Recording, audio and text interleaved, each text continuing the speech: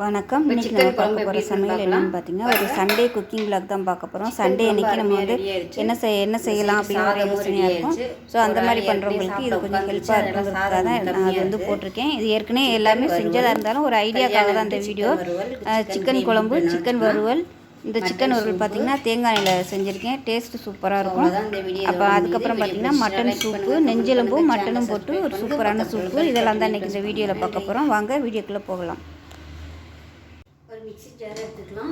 இதில் வந்து ஒரு 10லேருந்து 15 சின்ன வெங்காயம் எடுத்துக்கலாம். சூப்புக்கு வந்து எல்லாமே அரைச்சி தான் பண்ண போகிறோம். அதனால் அரைச்சி பண்ணால் தான் நல்லாயிருக்கும். ஒரு 4 பச்சை மிளகாய் சேர்த்துக்கலாம். ஒரு 7-8 பல் பூண்டு சேர்த்துக்கலாம். ஒரு சின்ன துண்டு இஞ்சி சேர்த்துக்கலாம். இதில் பார்த்தீங்கன்னா 2 டேபிள் ஸ்பூன் வர கொத்தமல்லி, அதாவது தனியா விதை. இதில் வந்து 1 டேபிள் ஸ்பூன் ஜீரகம், 1 டேபிள் ஸ்பூன் சோம்பு சேர்த்துருக்கேன். இதில் வந்து 1 டேபிள் ஸ்பூன் மிளகு. இது எல்லாமே நோய் எதிர்ப்பு சக்தி வந்து அதிகரிக்கிறதுக்காக, அதாவது வெங்காயம், மிளகு, சீரகம் இது எல்லாமே. இப்போ வந்து மஞ்சள்தூள் சேர்த்துக்கலாம். இப்போ இதில் வந்து மஞ்சள்தூள் வந்து நல்லா நிறையவே சேர்த்துக்கலாம். நோய் எதிர்ப்பு சக்திக்காக நம்ம சாப்பிட்றதுங்கிறதுனால மஞ்சள்தூள் தாராளமாக சேர்த்துக்கலாம். இதில் வந்து மஞ்சள், சீரகம், மிளகு இது 3 தான் அதிகமாக இருக்கணும். இப்போ இதை வந்து நல்லா நைஸாக அரைச்சிக்கலாம். ஒரு குக்கர் எடுத்துக்கலாம். இதில் வந்து நல்லெண்ணெய் சேர்த்துக்கலாம். நல்லெண்ணெய் செஞ்சிங்கன்னா நல்லது உடம்புக்கு. எண்ணெய் நல்லா சூடாகும். ஒரு சின்ன துண்டு பட்டை, 2 கிராம்பு சேர்த்துக்கலாம். கொஞ்சமாக கல்பாசி சேர்த்துக்கலாம். 1/4 டீஸ்பூன் போல் சோம்பு சேர்த்துக்கலாம். 2 பிரியாணியில் சேர்த்துக்கலாம். உங்களுக்கு வந்து மசாலா ஃப்ளேவர் பிடிக்கலை அப்படின்னா நீங்கள் வெறும் சோம்பு மட்டும் கூட போட்டுக்கலாம். சோம்பு கருவேப்பிலை போட்டுக்கலாம். பட்டை கிராம்பு போடுறது வந்து உங்களோட விருப்பம் தான். இப்போ கருவேப்பிலை சேர்த்துக்கலாம். இப்போ இதில் கொஞ்சமாக 1 டேபிள் ஸ்பூன் அளவுக்கு வாசனைக்காக வெங்காயம் சேர்த்துக்கலாம். இப்போ இதில் அரைச்சி வச்ச பேஸ்ட்டை சேர்த்துக்கலாம்.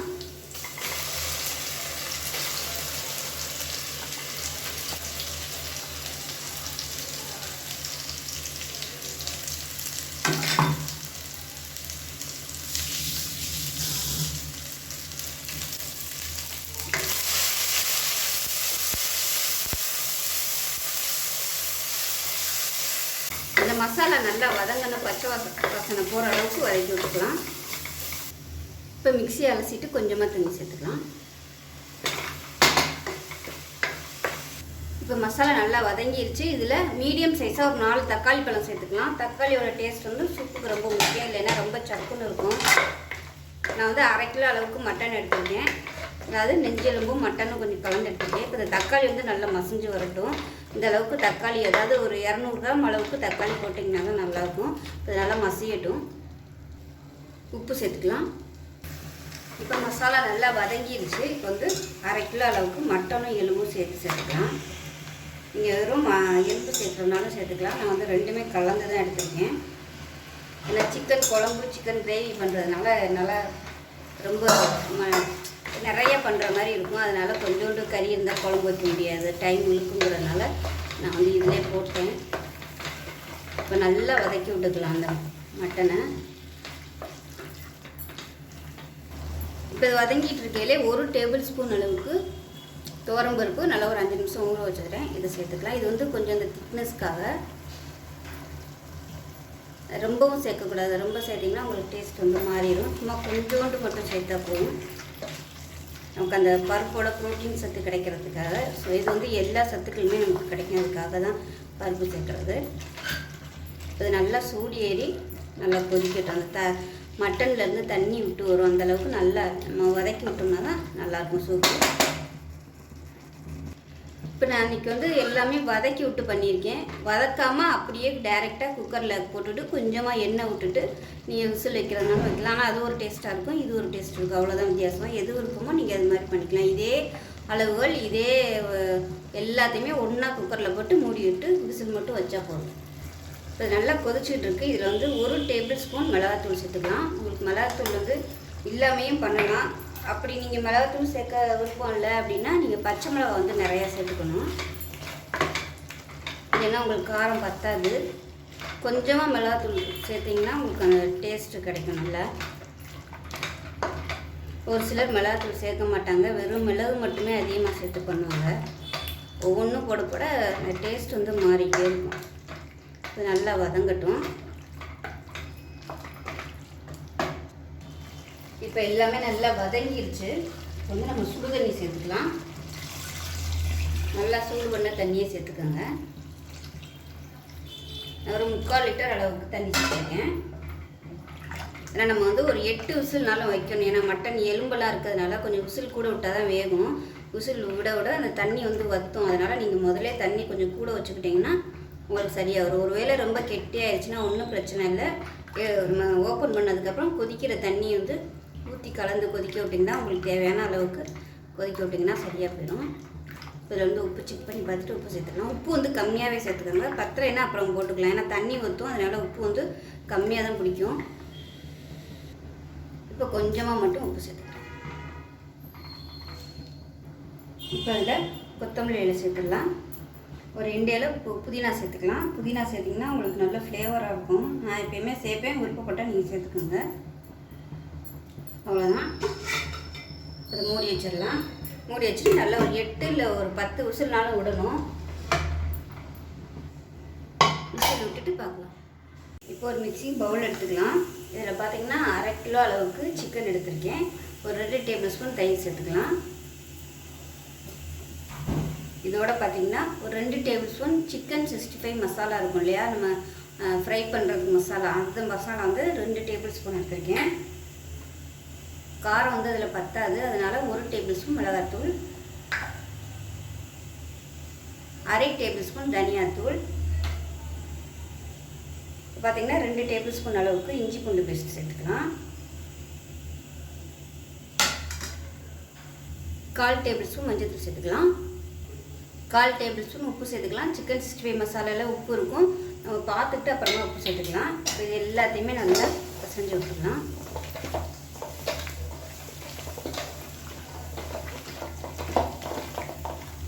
இப்போ நல்லா பசஞ்சாச்சு. இது ஒரு 1/2 மணி நேரம் ஊறட்டும். குழம்பு தாளிச்சிடலாம். சின்ன குக்கர் தான் எடுத்திருக்கேன். இந்த அளவுக்கு தான் நான் வந்து குழம்பு வைக்க போகிறேன். அதனால் கொஞ்சம் தான் வைக்கிறதுனால சின்ன குக்கர் எடுத்துருக்கேன். குக்கர் சூடானும் எண்ணெய் சேர்த்துக்கலாம். நல்லெண்ணெய் சேர்த்திங்கன்னா சிக்கன் குழம்புக்கு வந்து நல்லாயிருக்கும். அந்த சிக்கனில் வர ஹீட் வந்து குறைக்க நல்லெண்ணெய் சேர்க்கல.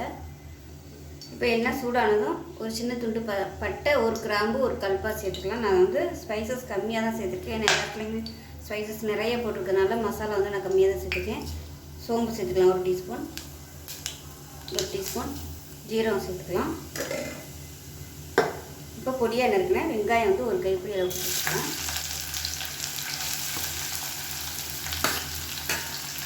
இது கூடவே ஒரு 3 பச்சை மிளகாய் சேர்த்துக்கலாம்.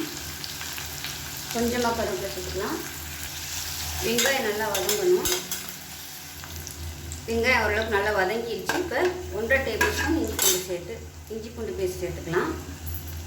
இப்போ இதில் 1/2 டேபிள் ஸ்பூன் அளவுக்கு இஞ்சி பூண்டு பேஸ்ட் சேர்த்துருக்கேன். இப்போ இதையும் சேர்த்து நல்லா வதக்கி விட்டுக்கலாம். நான் வந்து இன்றைக்கி வேலை அதிகமாக இருக்கிறதுனால பெரிய வெங்காயமே நறுக்கிட்டேன். நீங்கள் சின்ன வெங்காயம் சேர்த்திங்கன்னா தான் நல்லாயிருக்கும். டேஸ்ட்டு நல்லா சூப்பராக இருக்கும்.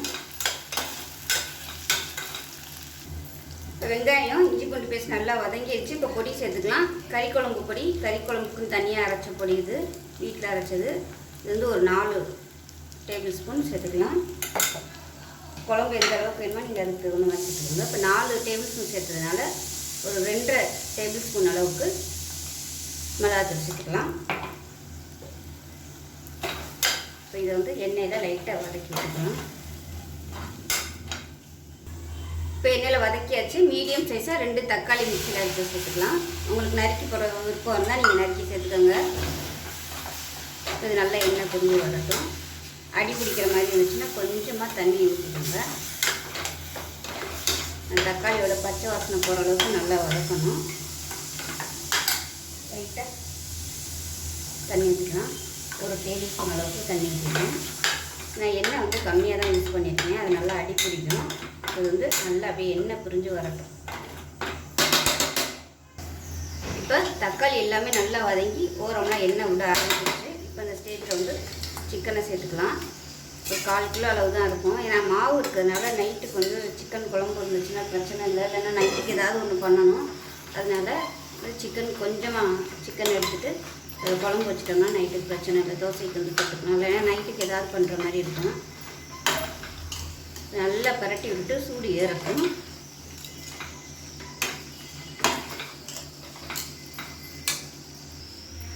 ஏன்னா பொண்ணு வந்து நாளைக்கு காலையில் திங்கக்கிழமை வந்து ஹாஸ்டல் கிளம்பி போயிடுவா காலையில். நீ போனோன்னா அடுத்து ஒரு வாரம் கழிச்சு தான் வருவா. அவள் தான் கொஞ்சம் பையனும் பொண்ணு தான் நான்வெஜ் எடுத்து சாப்பிடுவாங்க. அவ்வளோ நானும் வீட்டுக்காரரும் சாப்பிட மாட்டான். ஒரு வாரம் கழிச்சு தான் வருவாங்கிறதுனால தான் இன்றைக்கி இவ்வளோ வெரைட்டி மட்டன் சூப் வச்சுட்டு சிக்கன் பரட்டல் சிக்கன் 65 வருவாலே அப்படின்னு நம்ம மசாலா மாதிரி பரட்டி வச்சுருக்கேன். கொஞ்சமாக குழம்பு. 4 பேர் தான் வீட்டில், ஆனால் எத்தனை பக்குவன்னு பாருங்க. நல்லா வதங்கட்டும். இங்கே ஹாஸ்டல் சாப்பாடு வந்து இங்கே நல்லாவே இருக்காது, அதனால் பிடிக்காதுன்னு சொல்லுவாள். அதனால் வீட்டு சாப்பாடு தான் அவங்களுக்கு வந்து ரொம்ப பிடிக்கும். வந்தானா வீட்டு சாப்பாடு தான் அவங்க ரொம்ப விரும்பி சாப்பிடுவாள். அதனால் அவள் வரையில் அது பிடிச்சது ஏதாவது பண்ணி கொடுத்துறாரு. இப்போ இன்டர்னல் செமஸ்டர் ஆரம்பிக்க போகுது, அதனால் இன்டர்னல் எக்ஸாமுக்காக இப்போ வந்துருக்கேன். இப்போ ஒரு வாரம் இன்டர்னல் எக்ஸாம் முடிஞ்சோடனே அடுத்த செமஸ்டர் லீவுக்கு வந்து ஒரு 10 நாள் லீவுக்கு வந்துடுவா. இப்போ நல்லா வதங்கட்டும். சிக்கன் நல்லா வதங்கிடுச்சு. இப்போ இந்த ஸ்டேஜில் வந்து தண்ணி சேர்த்துக்கலாம். நல்லா சுடு தண்ணியாக சேர்த்துக்கோங்க. திக்னஸ் பார்த்துக்கிட்டு நீங்கள் தண்ணி சேர்த்துக்கோங்க. வந்து ஃப்ளேம் அதிகப்படுத்திக்கலாம். இது வந்து கொஞ்சம் கொதிக்கட்டும். நல்லா கலந்து விட்டுட்டு திக்னஸ் வந்து இதிலே பார்த்துக்கோங்க. இதே திக்காக தான் இருக்குது. விசில் விட்டு வரையில் நல்லா திக்காகும். உப்பு போட்டுக்கலாம். இப்போ உப்பு சேர்த்துக்கலாம். இப்போ தான் நான் உப்பு சேர்க்குறேன். உப்பே போடலை, இப்போ தான் உப்பு சேர்க்குறேன். உப்பெல்லாம் கரெக்டாக இருக்குது. மூடி வச்சிடலாம். மூடி வச்சுட்டு 3 விசில் விட்டுட்டு பார்க்கலாம். இப்போ சூப் எப்படி இருக்குன்னு பார்க்கலாம். நல்லா ஸ்டீம்லாம் போயிடுச்சு. ஸ்டீம் இருக்கையிலே திறக்கக்கூடாது. ஸ்டீம்லாம் போனதுக்கப்புறம் திறக்கலாம். பாருங்கள், அருமையான சூப்பு ரெடி ஆகிடுச்சு. எல்லாமே கரெக்டாக இருக்குது. இது வந்து நீங்கள் சாதத்தில் ஊற்றி சாப்பிட்டாலும் சூப்பராக இருக்கும். சாதத்தில் ஊற்றி சாப்பிட்ற மாதிரி நீங்கள் பண்ணுறீங்க அப்படின்னா காரம் வந்து கொஞ்சம் தூக்கலாக சேர்த்துக்கோங்க, அதிகமாக சேர்த்துக்கோங்க. ஏன்னா நம்ம சாதத்தில் போட்டு சாப்பிட்ற காரம் வந்து பத்தாத மாதிரி தெரியும். இல்லை நீங்கள் சூப் வந்து குடிக்க தான் போகிறீங்க அப்படின்னா காரம் வந்து கம்மியாகவே சேர்த்துக்கலாம். அவ்வளோதான். சூப் வந்து அருமையாக இருக்குது. இதே மாதிரியே இதே அளவுகளோட இந்த சூப் வந்து செஞ்சு பாருங்கள். டேஸ்ட் நல்லா அட்டகாசமாக இருக்கும். சாதத்துக்கெலாம் ஊற்றி சாப்பிட்றதுக்கு அருமையாக இருக்கும். குடிக்கிறதுக்கும் அருமையாக இருக்கும். குடிக்கையில் நீங்கள் விருப்பப்பட்டால் கொஞ்சமாக மிளகுத்தூள் கூட நீங்கள் சேர்த்துக்கலாம். விருப்பப்பட்டால் சேர்த்துக்கலாம், நல்லாயிருக்கும். இப்போ சிக்கன் ஊற வச்சது நல்லா ஒரு 1/2 மணி நேரம் ஊறிடுச்சு. இப்போ நம்ம வந்து சிக்கன் தாளிச்சு விட்டுலாம். இப்போ வந்து தேங்காய் எண்ணெய் சேர்த்துக்கலாம். நம்ம இன்றைக்கி வந்து தேங்காய் எண்ணெயில் தான் செய்ய போகிறோம் சிக்கன் வறுவல். ஸோ செம்ம டேஸ்ட்டாக இருக்கும். எண்ணெய் நல்லா சூடாகவும் 1 டீஸ்பூன் அளவுக்கு சோம்பு சேர்த்துக்கலாம். சோம்பு பொரிய ஆரம்பிக்கும். 1 டீஸ்பூன் ஜீரகம் சேர்த்துக்கலாம். அதோட கருவேப்பிலையில் சேர்த்துக்கலாம். இப்போ இதில் ஒரு 3 பச்சை மிளகாய் சேர்த்துக்கலாம். இதில் நல்லா பெரிய வெங்காயம் மீடியம் சைஸாக ஒன்று சேர்த்துக்கலாம்.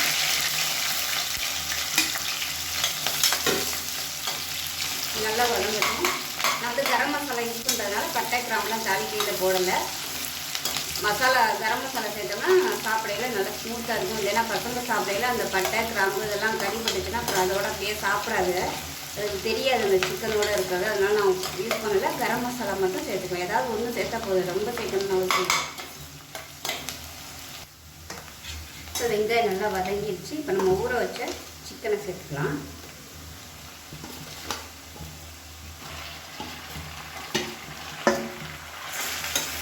சேர்த்துட்டு நல்லா கலக்கி வச்சுக்கலாம்.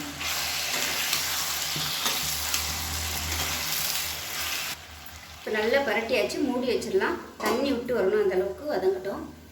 இப்போ சிக்கன் வந்து எப்படி இருக்குன்னு பார்க்கலாம்.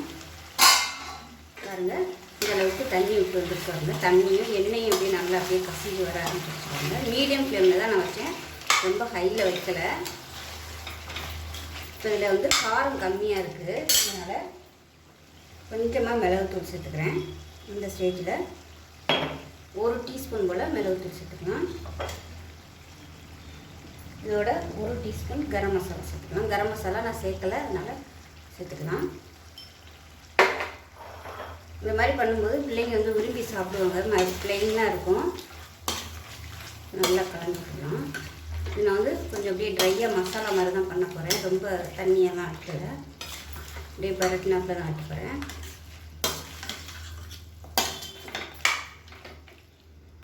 இப்போ பாருங்கள் சிக்கன் வந்து நல்லா அப்படியே தண்ணியெல்லாம் விட்டு எண்ணெய் பிரிய ஆரம்பிச்சிருச்சு. இந்த ஸ்டேஜில் வந்து நம்ம அப்படியே மூடி வச்சிடலாம்.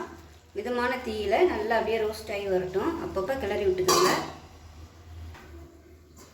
இப்போ இது வந்து கையில் ஒரு அரை மூடி எலுமிச்சம்பழம் பிழிஞ்சிக்கலாம்.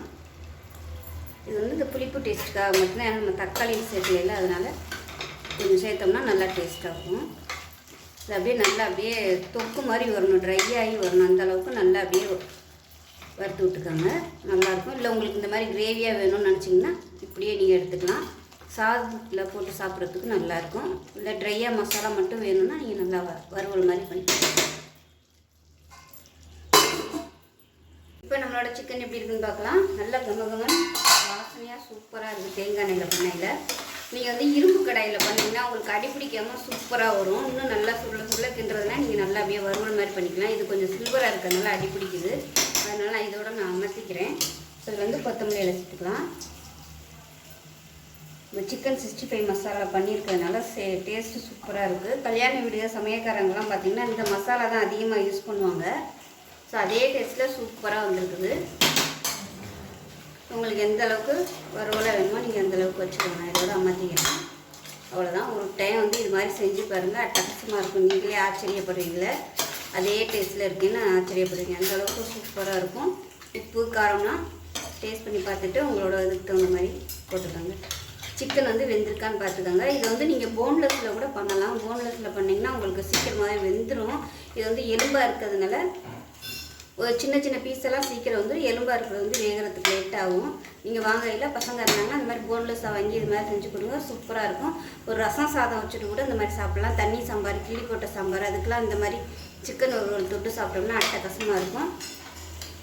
ஸோ ட்ரை பண்ணி பார்த்துட்டு எப்படி வந்துச்சுங்கிறத மறக்காமல் கமெண்ட் பண்ணுங்கள். வீடியோ பிடிச்சிச்சுன்னா லைக் பண்ணுங்கள், கமெண்ட் பண்ணுங்கள், சேனலை சப்ஸ்கிரைப் பண்ணுங்கள், பக்கத்தில் பெல் பட்டனையும் ப்ரெஸ் பண்ணுங்கள். நன்றி. இப்போ சிக்கன் குழம்பு எப்படி இருக்குன்னு பார்க்கலாம். பாருங்கள், சிக்கன் குழம்பு அருமையாக ரெடி ஆயிடுச்சு. இந்த சைடு சாதமும் ரெடி ஆயிடுச்சு. ஒரு ஆள் ஏற்கனவே சாப்பிட உட்காந்துருச்சு, அதனால் சாதம் கொஞ்சம் கம்மியாக இருக்குது. சிக்கன் வறுவல், கல்யாணம் விட்டு சிக்கன் வறுவல், சிக்கன் கிரேவி இப்படி நினச்சிக்கலாம், மட்டன் சூப்பு. ஸோ அவ்வளோதான். இந்த வீடியோ இதோட முடியுது. வீடியோ பிடிச்சிச்சுன்னா லைக் பண்ணுங்கள், கமெண்ட் பண்ணுங்கள், சேனலை சப்ஸ்கிரைப் பண்ணுங்கள், பக்கத்தில் உள்ள பெல் பட்டனையும் ப்ரெஸ் பண்ணுங்கள். நன்றி.